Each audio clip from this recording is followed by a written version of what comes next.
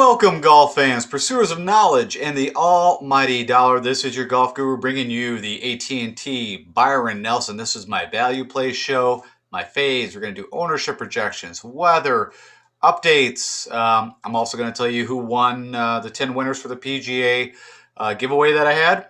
We're going to try to get all that done in 30 minutes, and I want to thank you first off for stopping by. As I've seen, there is a ton of people now that are in the predicting game, and that you've chose to, I could be one of your touch points to help you with your DFS and betting. I really appreciate that. And let's get into this. Let's not waste any more time. Okay, updates. I don't know if you saw, but I did put a quick little video, 3-minute video out yesterday. I was listening to, I believe it was Jason Sobel and the caddy on XM Series PGA Tour channel. And they had a conversation and interviewed the director of golf there, which I'm going to forget, Ronnie O'Brien, I believe is his name. And long story short, just kind of confirmed everything that I was already thinking. He just kind of mentioned that, the course is very gettable. They didn't have the time or really maybe the area to lengthen any holes. But with it being wet and, the length, the guys are just going to be able to fire at pins. You're really not going to have any wind. It looks like, and we'll talk weather, but it looks like till maybe Saturday, Sunday. And so everything kind of works out that, as I kind of mentioned, the bombers are going to work. Of course, you still got to hit the irons. You got to make the putts. But we're going to want guys with length to be able to take advantage. And so if you haven't had a chance, check that out. Do a better job than what I just did.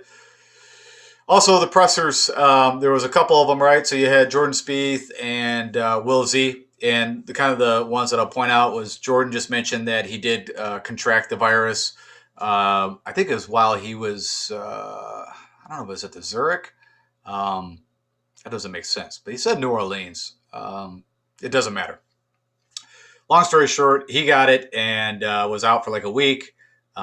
Is feeling better, but wanted to play at Valspar. Didn't get the chance due to that. So he's got some rust. I mean, the short of it is he's going to be a little rusty, and we'll have to see how that affects him. But he has played this course more as an amateur, of course. It's been a while, he said. He also mentioned he did get to go out the previous week, play with like his dad and his agent. So got to see the course again. So the greens, are already rolling firmer than what he remembers. And definitely has some past history here. But we'll see. We're going to see how that all plays out, at least for the first round. I'm a little bit nervous. I think it's going to, but who knows? We'll see how it all works. And then Will Z, just kind of mentioned he played a ton here, of course, local.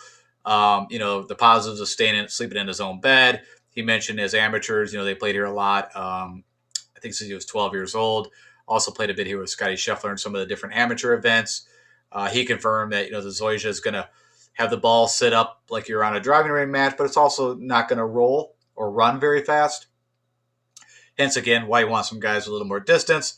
And yeah, he knows the course very well. So that was really it that would gleam out of those. Of course, check them out yourself. They are on 10 Golf, I believe, is what I subscribe to check all those. And there should be some more out today, but I will not have those. Okay, I mentioned in the previous show, Antoine Rozner and John Catlin are going to be playing this event. Of course, they qualify for the PGA Championship, so they're over here. I just want to give you some update information on them and, again, let you guys make your own kind of decisions, what you think on these guys. So if you look at the past 5 tournaments over in Europe, and then, of course, the one here for the WDGC match play, right? He does have a win. That was back in mid-March.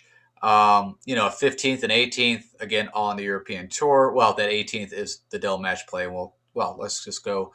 If you remember right, he was in the grouping with DeChambeau, Fleetwood, Kim. If I remember correctly, of course, he beat DeChambeau. That was all the talk the first day. I think he beat Siwoo and lost to Fleetwood. Fleetwood made it out of that group. But yeah, I mean, the guy is pretty solid. And really, if he's the crux of it, if you want to look at his stats, pretty solid. I mean, he's got some distance. He's averaging around 310, which is 42nd ranked on the European Tour. I mean, he's not huge, but if you're averaging over 300, that's pretty solid. Everything else, pretty solid stats. The accuracy, which I look at both of these guys, John Catlin and him, as maybe a little more elite if they were playing like an RBC or an RSM. Something that's a little tighter and a little shorter, but still a solid play. I mean, a guy, can get streaky. You can see, a 64, a 66, a couple 67. So, he can go low. Then John Catlin, of course, U.S. guy. I believe he went over to the Asian tour, had success there, which got him on the European tour. I think he played at like New Mexico University or State or something like that. Um, but you can see off the tee, a little less. I feel like what I've seen of him is his short game's a little more elite. He's had a couple wins, or I'm sorry, one win in the Austrian Open, and then had a fifth here in Tenerife. From an ownership projection, if I forget to tell you, I think they got John around 5%, and Antoine's like 1.5%. So again, if you're trying to differentiate, some guys that you might want to look at. But yeah, just give you guys a little info that you don't have to go search for your own if you're interested in either of these guys. And then the other two guys that you might never heard of, or maybe just recently because of this event, you've got the two phenoms coming out of University of Texas, Cole Hammer, Pearson Coody, of course, the best names probably in the whole field with the Hammer and Coody. And just to give you guys some info on these guys, they both have reached number one world amateur rankings at different times. Hammer a little earlier, Coody recently. They both won the Western Am, and they both played for the U.S. Walker Cup, which recently just kind of ended, and both did well there. So, and there's more data from a PGA perspective. So Cole Hammer actually played in 3 events, and I'll show you those. We can talk a little bit about that. And if I had to pick between the two, they're both, I think, around 6,500. I would lean towards Cole Hammer just from some of the things that I've seen. And yeah, so that's just a little bit info on those guys. But, this is kind of very typical with the Byron Nelson. You'll see that, Spieth played here really young. I believe made the cut. I think he was even, somewhat relevant in that tournament. And was very young. Yet Scheffler's played it. Will Z's played in it. So this is kind of par for the course. And I think even Strafasi's playing in this, who's also a college am. Okay, let's. I'm going to do ownership projections first. Make sure I do that. Then I'm going to go into the guys that I'm looking at the lower area for a value play. Talk a little bit about the fades, and then we're going to also talk about the winners for the PGA Championship giveaway. So that'll be at the end. Okay, so what you're looking at here, of course, is Fantasy National, where I do a ton of the research that I do and show you guys.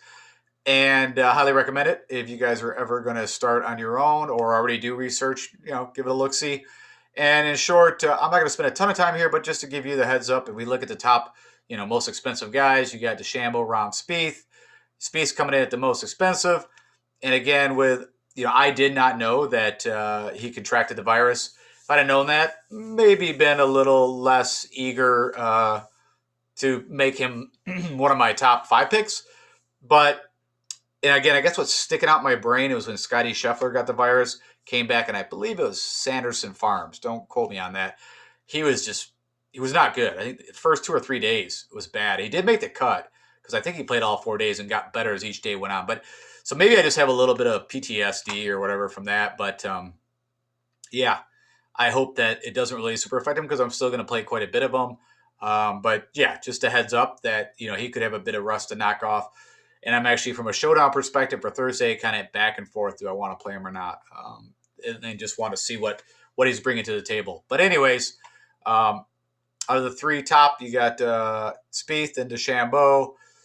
Kind of move down. The next chalkiest guy is Scotty Scheffler. Not a shocker. Again, the Texas angle. You got Will Z's up there at 17%. You got Hideki off the Masters, where everybody is same with me with rust. And it all comes down with a putter with Hideki. I think he spent all of his putts at the Masters at Augusta for the year. Brooks, same thing. I already kind of discussed him that I just hope that he comes out and he is, has a good Thursday, or it could be a rough Friday because I think he'll just practice. But my narrative with Brooks on this is that it's a flat course. He's had 3 more weeks to heal. He was hitting the ball amazing at the driving range at Augusta and still hit a lot of good shots there. Just couldn't putt. He couldn't get down at his putting stance to read a lot of the putts. He had to do that kind of goofy Spider-Man stick the right leg out thing. And so this being a flatter course, wanting the length, if Brooks goes out on Thursday and shoots a score that gets him in the hunt, and I'm saying I don't know what that's going to be, but 4, 5, 6 under, I think he'll be very live. If he goes out and shoots, 1 under, 2 under, or even depending where the field's at, he might come out and just kind of say, okay, it's going to be a practice round. I want to get a couple of days of rest before I go, over and start working on the PGA championship stuff over to Kiowa. So we'll see how that plays out. Let's take a look else who's super chalky. You got Siwoo Kim coming at 15%. That's kind of interesting. But, tee to green, and we're paying a premium for all these guys. I mean, the good news is that DJ, I will give him credit from a betting perspective. I hope if you did any betting that you got it out Monday before it was announced that DJ, has some knee soreness supposedly from flipping off a boat. I don't know if you guys saw that Twitter, him doing backflips. I guess that was what they're speculating.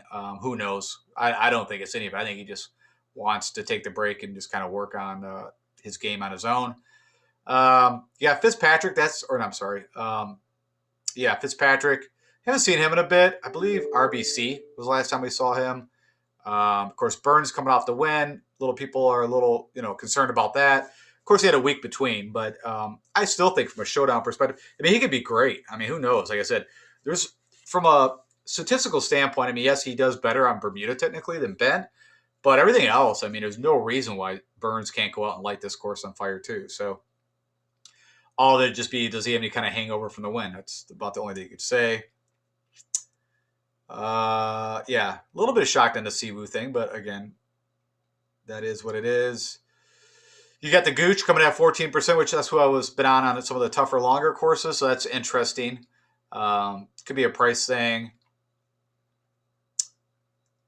Just trying to see. Munoz is at 9. One of the guys I like. I still like Uline. So it's kind of interesting that he's less than 5%. There's my Rozner. So Antoine Rozner, less than 1.5. So that's not, if you're trying to get some leverage, a good place to look. It's probably Scott Stallings. Maybe everybody's pissed off on how he played, I think, Sunday. But he's been playing some decent, I mean, maybe from a showdown perspective, a Thursday, Friday play wouldn't be bad. He's had good rounds this first couple of days. Doug Gim is actually a guy that I'm going to fade, and this is why right here. 21%. Again, he went to the University of Texas, and I don't think I mentioned, I don't know if I had him on the list, but he is a University of Texas guy. But, I just don't see enough there to warrant that kind of, again, from a DFS GPP perspective of playing Doug Gim. There's other guys, I think, in that area that I will play to get some leverage. Substraka at 8. You got Johnny Vegas. So Johnny Vegas was actually going to be one of my value plays. And then I saw this ownership, and I couldn't tell you guys to play him because he does one thing well, and everybody jumped on the off the tee kind of narrative, which, I'm stating the same thing, but that's all he does really well. He's had some showings with the putter here or there and over his career, which everybody has, but he just doesn't do enough for me to warrant that kind of exposure. I'd rather go to a Tom Hoagie. We'll talk about him a little more. Just trying to see if anybody else sticks out. You got Vincent Whaley, who's just made a ton of cuts, so he's getting 10%, kind of the condom play there. Josh Teeter. It seemed like if you did some modeling, some model analysis, he was liked by the model, so that I think is where that's coming from. Kyle McCumber, had some decent showings, got a little bit of length, so that's probably why down here his ownership's a little more. And Chris Baker, the birdie maker, from a bare mint price. Where's Sung Kang while we're here? I think he was around 65. So 2% ownership. So that's interesting. I mean, literally, if you sat there and want to make an argument between Sung Kang and Doug Gim, both. I mean, Sung Kang of course, lives in Texas, is a member of the course, and won the event in 2019. Now, yes, recent form, not great. Let's go look at Sung Kang, because I'll maybe forget if we don't do it now. So bent, but that's so minuscule, so it's really nothing to worry about. This is what I wanted to look at. I thought he had a couple, so made a couple cuts, but yeah, it's been a rough go. It's kind of funny. So this is back, he had a good showing at the Genesis, the Arnold Palmer. So they put a little bit of golf here together. The guy at one time, I mean, he had his win here at the Byron Nelson, and then went out and had a 7th at the PGA. There were so many people touting that, almost like a Patrick Cantlay, that he has such a complete game. Great swing, off the tee, approach, everything. And everybody was expecting great things. And then you could see it just kind of went south. The Zozo, he had a 17th, 16th at the Farmers. Funny enough, he plays the tougher tracks. Torrey Pines, you got Riviera, you got Bay Hill. So, you can make a little case of that, man, if you can play those courses, how can you not? But this is rare that you're ever going to see over a career just all red. And the putter has been showing up recently. So hopefully he has just a ton of confidence. Like I said, I've got some bets on him. And I'm going to plug him in here or there from a GFS or GPP DFS perspective. But yeah. Okay. That gives you some ideas from the ownership projections. Let's go just quickly talk about. Okay, so let's look at some of the value plays. So I'm just going to go through some of the guys at the bottom. I've kind of weeded out the guys that I like, but there's a lot of, you can look at some of this information and kind of make your own decisions while we're down here. I'm starting at the 7,500 range. You can look at Antoine Rozner, and he is going to be one of my value plays. So I guess 7,600, but his ownership projection is so low. As you see, there's just no data. If I click on this, it's just going to poop out. So we're not going to do that. But long story short, you've seen he's got some distance. We've seen what he can do, in a match play event. But we've also seen what he can do on the other European side. So he's had some decent success, except one bad round, which I could go through all these guys, and you could find one bad round in the last 5 events. So I think I'm going to try to plug some Antoine Rozner in, again, from a GPP, large DFS kind of multi-game. Now, from a cash perspective, I do not recommend him. Camilo Villegas, someone else again. You can see here, he's been gaining on the birdie side, doing well last 5 events. He's made 4 cuts. Best was at the Honda. Good showing at the Valspar. He doesn't have the length, but you can see the putter has been pretty hot. He does, I say medium from the ranges that I'm looking at. So gaining on par 5s. Proximity of the pin from 75 to 100. Been elite on approach. He's not long, but he's typically pretty accurate. So, again, I like Camilo. He is someone I'm going to go with. I already talked about Doug Gim. If you pull up the comparable courses that I've been mentioning between the Shriders, Waste Management, Houston, Valero, Safeway, John Deere, he had a good showing, I believe. Well, now I'm going to take a look, because I forgot which one. I think it was Valero. So maybe that's the other reason why people are excited. Well, he had a 44th at the Valero. I wouldn't say that's great. I think he had a bad Sunday there. Waste Management, he did not play. Was it Shriners? So I missed a couple. There was one of them I know I saw. Okay, the Safeway. He had a 14th. So that could be someone else that maybe is pointing people in that direction. But way too high on the ownership. I would rather pivot, and I've already actually, funny enough, picked Brent Snedeker in my top 15 picks. He's been coming on and doesn't have the length, but man, the guy gets hot with the putter approach. He does everything else I was looking for. Patty Kazire, he's not one of my top value plays, but he's someone I definitely could understand wanting to play. Nothing long off the tee, but hot. Typically, Patty's been having 2 really good rounds and 2 bad rounds. Almost bookend. He starts out, so a first round leader on Thursday could be someone you might want to look at. I think I bet him as a first round leader. And then he's been kind of booking on Sunday, makes the cut, but doesn't do anything in the middle. So yeah, but you can see from a birdie perspective, you can make some birdies. Substraka, it's got the distance, can gain on the par 5s, still have to gain strokes. He's been, making cuts. So good play also, but ownership's a little, from this range, a little higher. Tom Hoge, I've kind of had him as some value plays on and off, but again, I'm going to kind of stick with him. He does 3 things very well, and you can see his birdie rate has been up there. Yeah, he's had a couple missed cuts recently, but he's also had a couple good showings. If we go jump on Mr. Hoge, let's go look at some of his comparables. So showing bent, not his best, but again, it's so minuscule. I just call these, neutral. He doesn't exceed on any surface. Let's see what he did. At the Shriners, he had a 24th, and then in past history, he had a 7th and a 67th, and a miscut. Let's see, Waste Management. Miscut recently, but a 25th and a 44th before that. What about the Houston? A couple miscuts. A little tougher track. The Valero, he had a 12th recently, so that was a good showing. Did everything very well, but lost actually with the putter a little bit there.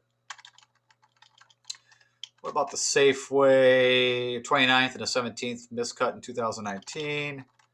And then John Deere does not play John Deere very well. Okay, but that's one of the guys that I will be sticking with. Johnny Vegas was actually going to be one of my picks from a value play, and then I saw the ownership and just couldn't do it. You can see Elite, gained 8 strokes, led the field last week, but typically this is what's been killing him. But you can see, hey, he can make some hay on the par fives.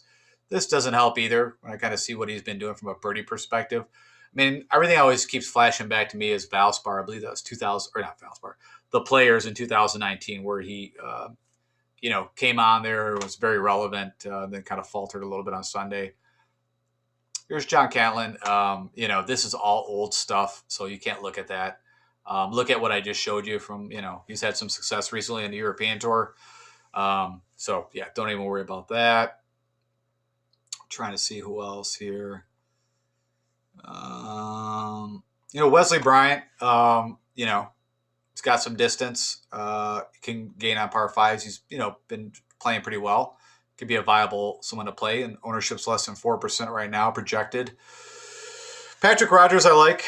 This is kind of the 2 points. It's almost like a Wyndham Clark. Literally, this could be very similar. You can see he just edged out Wyndham Clark in my viewpoint from the model analysis, but nothing crazy from the birdie perspective. But he showed up. Right, he had 2 good rounds at the Wells Fargo. I believe it was Thursday, Friday. I think he shot 3-4 under each day. But the guy can bomb it. He can get hot with the putter. And these you saw it, and you look at Wyndham Clark for $100 less. He's just higher ownership, and so I think from a differentiation, and again, all these discussion points are around a large GPP DFS kind of play. You can see Clark, hasn't been doing the birdie thing as much as he used to, or but he has been making some cuts, getting a little better. But out of the two, I'm going to go with Patrick. Tom Lewis, I was on him last week. Still a good play. This cut means nothing to me, to be honest. I think I just kind of, for whatever reason, ended up on Patrick Rodgers. But, could be someone that you could look at. Vincent Whaley's made a ton of cuts lately. Got some 20s. He could be, pretty good on the birdie perspective, but doesn't have the distance, kind of, lacks there, but good putter. Got Harry Higgs. It's an interesting play at 7,000. I always thought his driving distance would be a little more. I mean, it's still not bad. I just thought he'd be up there, top 25. But yeah, you can see he could be an interesting play. Vaughn Taylor, from a showdown perspective, never bad. I've done well. Remember, he had that T6 at Valspar, cashed that in for a top 10. Really hurts on the distance, but, makes up for it in these other areas. Still gaining strokes on the par fives. KH Lee came out hot on Thursday, then struggled. Sloan's another guy I'm looking at. Just does everything at this price tag pretty well, but you can see, 9% owned. Birdies are kind of ticking up. Out of the last 5 events, 2 missed cuts and 3 made. Who else was I looking at? I'm just kind of scrolling through. I don't know if there was anybody else down here. I think Nate Lashley. The guy just gets super streaky. Could be an interesting play down here. And, Cole Hammer. So we got 3 events here we can look at. And I just wanted to show you.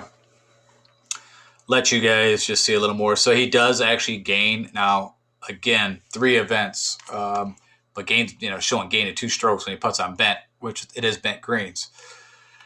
And if you look at this one, this U.S. Open miscut, I think he was 15 years old. So think about that. Playing in the U.S. Open, Chambers Bay, when you're that age. And if we go look at his score, came out the first day, and shot a 77. And then, kind of blew up a little bit. Again, it's a U.S. Open, but at 84. But remember, the guy was like 15 years old. So that he's even played in that kind of event is just amazing. And of course, he played in another one. But actually, 2019, he played in the Houston Open and actually made the cut, which is pretty crazy. So you got 67 to 77 to 72 to 73. That's pretty impressive, again, for an amateur on that course. TPC San Antonio, I believe. Oh, wait a minute. I'm sorry. It was Houston. They've been at the CC of Houston, which is Bermuda, but it's a long track. It's can play over 7,400 yards. So anyways, we look at his other one. We look at, that's Wingfoot. I think it is. Yeah, so he played at the recent U.S. Open at Wingfoot. That was bent grass, so that's maybe where he must have had a good showing. Funny enough. Oh, it doesn't have a stroke there. So 77 to 74. Let me just go look at. Sorry about that. Yeah, there you go. I was just trying to figure out. So you gained 4.3 strokes with the putter. Kind of struggled in these areas. Okay off the tee, but bad on approach. Anyways, if you're gonna make, from what we know out of the Coody versus Hammer, I think I lean towards the Hammer, and you just gotta like the name better. All right, I think that's it. Let's go talk about weather real quick. Okay, so from a weather perspective, I am using Wind Finder. I am pulling this from McKinney Catlin Airport. It's real close to the course. I think, a mile or two. So probably, I would guess, where the guys are flying in and out of. And if we look at Thursday, nothing to talk about. Looks like great weather. If anything, it's just, maybe the guys teeing off might be a little cold. But I think they have the tee times are out. And I think Zalatoris, Spieth, and Scheffler are all playing together. And they are teeing off, I think, around 12:30, 1 o'clock. So they'll get the best of that kind of draw, at least from a temperature perspective. And then Friday, same thing, wind a little more, but nothing, nothing to write home about. And then you kind of see right now, Saturday, it could gust up into the 20s. But again, I don't think anything, too threatening. And right now, it's just looking like Sunday. Now, again, I'm recording this Wednesday noon. That's a long ways away, but it could be the only day that you really see the weather and you can see wind, rain. So we'll just have to kind of keep an eye on that. So from a showdown finale perspective, if you're doing that, make sure you keep an eye on the weather. But everything else looks good. Nothing to really get too excited about. Okay, let's go wrap this thing up. Okay, summarize my value plays. I'm going with Villagegas. I've got Mr. Sloan and Mr. Rogers. I'm going to go ahead with Antoine Rozner, and I like the Tom Hoekster. And then from a fade perspective, John Rahm, this is just going to do with, I'm going with DeChambeau and the putter, but who knows? Maybe this is an event he'll just go out and smoke. His game definitely could, but his putter has just been bad. And so until I see something with that, Hideki, fade him purely on, we just haven't seen him. The rust factor. Daniel Berger, a little bit of the same. Also, I just don't think he's got the firepower. If this gets into a straight shootout, guns a-blazing, he can come out. What I've always seen with Daniel Berger's go out, shoot 3-4 under one day, and then come out and shoot, even or one over. It's pretty rare he'll string together. And also, I just think of him as a Bermuda short course guy, kind of almost like a Webb Simpson. You got Fitzpatrick again. We haven't seen him in a while. I didn't pull up what he's been doing. I guess he's had to be playing on the European Tour because we haven't seen him for a little bit. But, the distance, lack of distance. But, so funny with him. Typically, the longer, tougher courses he does well. And then the short courses like RBC or something. I think he had a better showing this year at RBC. But just the courses you think he would just excel at, he has not in the past. Lee Westwood, purely again, I think he's just a little burned out. But from ownership perspective, if you want to get a little different, it might not be a bad play. I think the last time I faded him, he actually, like I said, had a runner-up finish. So maybe that's something to look at. Then last but not least, Doug Gim, just fading him purely from an ownership, at 20%, I'm going to find somewhere else to go. Yes, I get it. Went to University of Texas. I like playing the Texans, that we've already talked about. But, for him, when it gets down to that price tag, to eat 20%, I can't take that risk. Okay, let's talk about who won the my giveaway. And so I put them all in this little wheel generator. And I want to congratulate a Greg Welch, a Jeremy Campbell, Gil Rodriguez, Tara Dix, Nugs Gaming, Colin James, Will 92381, Prepper Soul, Rich Murray, and Wes Bearden. We had 77 people that entered, and so thank you for that. And all I need is if you guys, if you're watching this, send me in the YouTube comments and just send it directly to me at Golf Guru, your email address for PayPal. I'm also going to reach out to you guys, and we got a little time to get this done, but as sooner that you get me that, I will wire over the funds. And so congratulations and thank you everybody for entering. I'm going to keep these contests going. Not sure when the next one will be, but I'll let you guys know, and I'll do it again where, give us plenty of time to do it. But hey, and I'd like to thank everybody that is a subscriber. Thanks again, all the comments and the positive feedback, and thank you. Okay, so that's it. I am, like you, I am ready for the PGA Championship, but there is some money to be had here, and so I'm excited to see how this all works out. From my perspective, I've got a little more money weighed on the betting perspective for this tournament. Of course, I'm going to be doing the DFS side, but quite a bit of bets out there. So that's just kind of how my weekend's going to show out, and I'm hoping to hit some of those to have more money to go waste on the PGA.